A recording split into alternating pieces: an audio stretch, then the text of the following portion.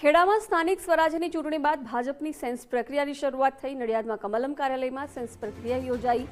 મનપા અને નગરપાલિકા, તાલુકા અને જિલ્લા પંચાયત માટે સેન્સ પ્રક્રિયા રહી। મેયર, ડેપ્યુટી મેયર, સ્ટેન્ડિંગ કમિટીના ચેરમેન માટે સેન્સ લેવાયા। જિલ્લા પ્રમુખ અને તાલુકા પ્રમુખ માટે પણ સેન્સની પ્રક્રિયા યોજાઈ। અંજુબેન વેકરિયા, મારુતિ અટોદરિયાની આગેવાનીમાં સેન્સની પ્રક્રિયા હાથ ધરાઈ। ધારાસભ્ય પંકજભાઈ દેસાઈ પણ આ દરમિયાન ઉપસ્થિત રહ્યા। ખેડા જિલ્લા ભાજપ પ્રમુખ નયનાબેન પટેલ પણ ઉપસ્થિત રહ્યા।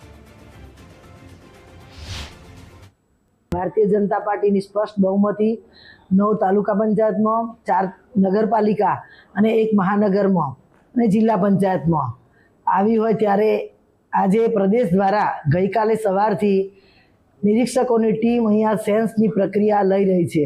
ત્રણેય નિરીક્ષકો દ્વારા 9 તાલુકા પંચાયતના ચૂંટાયેલા તમામ પ્રતિનિધિઓ, નગરપાલિકાના બધા જ પ્રતિનિધિઓ, જિલ્લા પંચાયત અને મહાનગરના આજે એમ બધી જ સંસ્થાઓના ચૂંટાયેલા પ્રતિનિધિઓના 1 by 1 સેન્સ લીધા છે।